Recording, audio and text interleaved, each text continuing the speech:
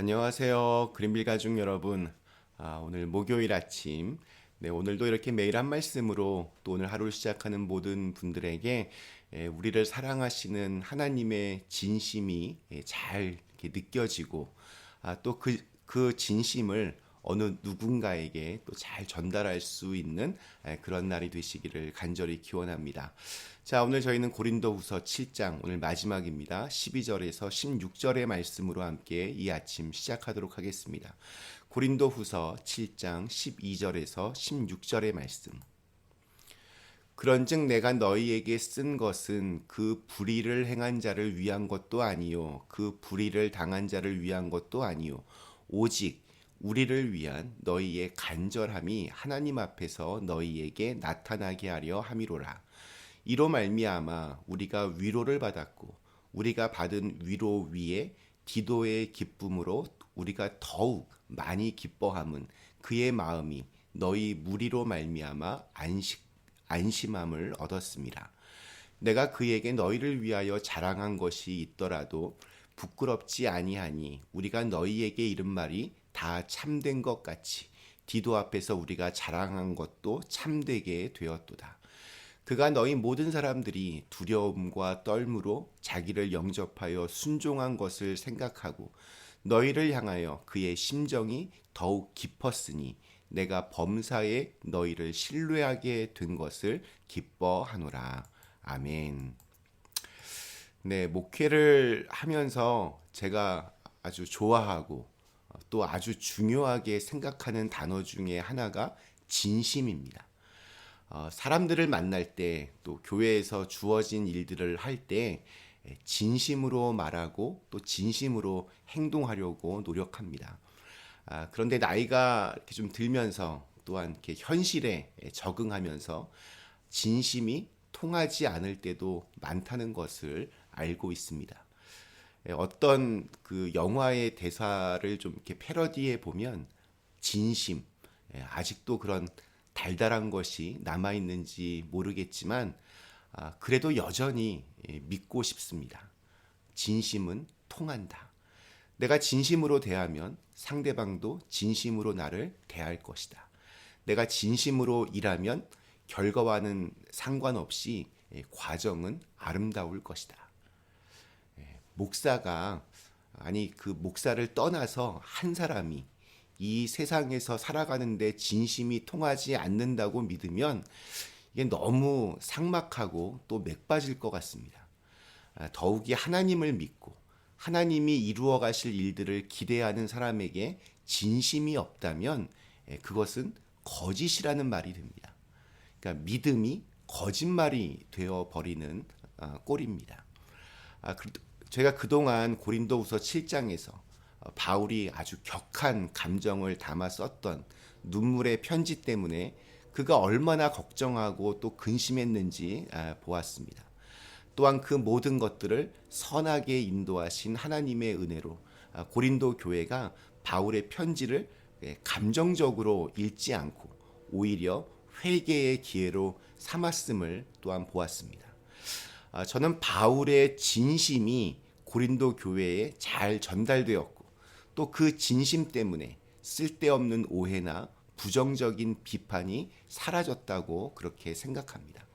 하나님의 은혜입니다.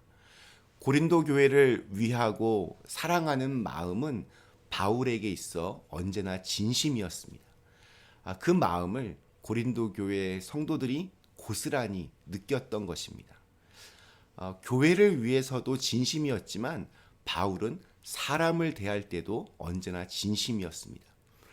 오늘 읽은 말씀에서는 그가 디도를 얼마나 진심으로 생각하고 있었는지를 잘 보여줍니다. 13절 말씀을 현대인의 성경으로 읽어보겠습니다. 이것으로 우리는 많은 위로를 받았습니다.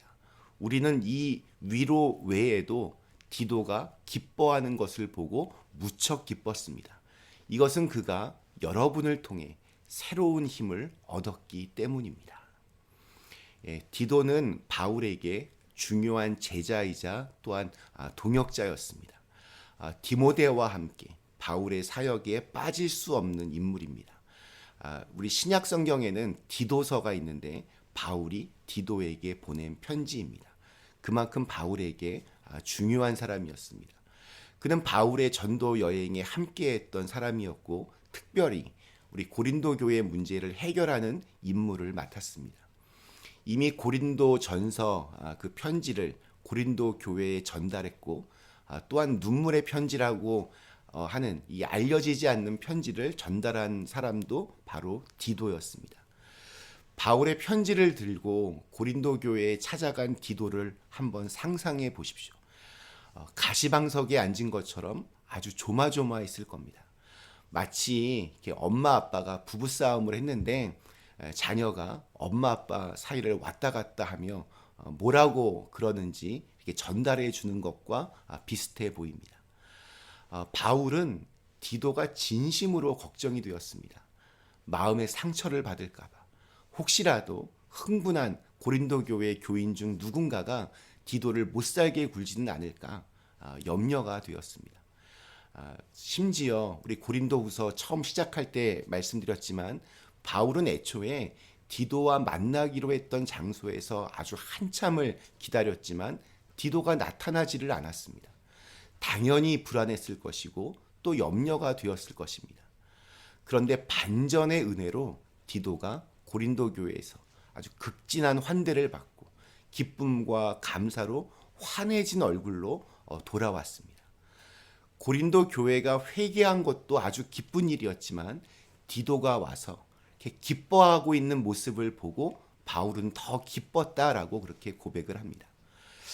예전에 디도에게 고린도 교회를 이렇게 자랑한 적이 있었는데 그것이 부끄럽지 않게 되었고 그 자랑이 참되고 진실하게 되었다라고 말합니다.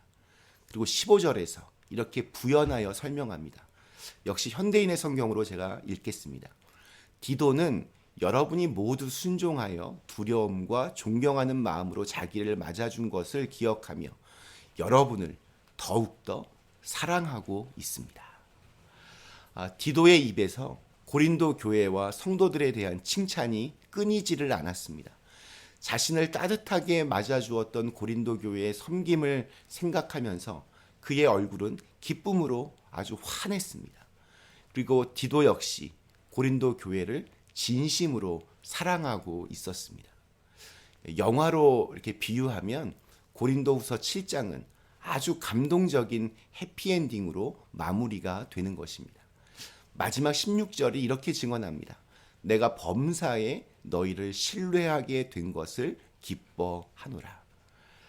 진심이 통한 겁니다. 요 며칠 함께했던 우리 고린도후서 7장 말씀이 저에게는 아주 새롭게 다가왔습니다. 무슨 내용이 있는지는 대충 알고 있었지만 이번에는 당시의 상황들이 아주 생생하게 다가왔습니다. 참으로 달고 오묘한 하나님의 말씀을 경험했습니다. 걱정과 염려로 가득했던 바울, 평소답지 않게 일이 손에 잡히지 않았던 그 연약한 인간의 모습을 보여주었던 바울이었지만 하나님은 그 모든 것을 선하게 연결시켜 주시고 또한 해피엔딩으로 이끌어 주셨습니다. 그렇기 때문에 오늘 우리가 할 일은 걱정이 아니라 기대입니다. 근심이 아니라 맡김입니다. 주님의 도우심이 있고 또 주님의 인도하심이 있습니다. 선한 일은 시간이 걸려도 반드시 이루어집니다. 진심은 통합니다. 오늘 우리에게 주신 하루 이러한 그리스도인의 특권을 마음껏 누릴 수 있도록 하나님의 일을 기대하며 또한 내 옆에 있는 이들을 진심으로 사랑할 수 있는 그런 시간이 되시기를 간절히 기원합니다. 잠시 함께 기도하시겠습니다. 사랑의 하나님, 고린도후서 7장 말씀을 마무리하면서 참 은혜가 됩니다. 진심으로 우리를 사랑하셨던 그 하나님의 마음, 또한 고린도 교회를 생각했던 또 디도를 생각했던 바울의 진심, 진심이 얼마나 귀하고 값진 단어인지를 다시 한번 생각하게 됩니다. 우리 주위에 있는 사람들 이렇게 진심으로 대하고 또 주님의 마음으로 잘 섬기면서 하나님께도 기쁨이 되는 그런 오늘 하루가 되게 하여 주시옵소서. 예수님의 이름으로 간절히 기도드리옵나이다. 아멘.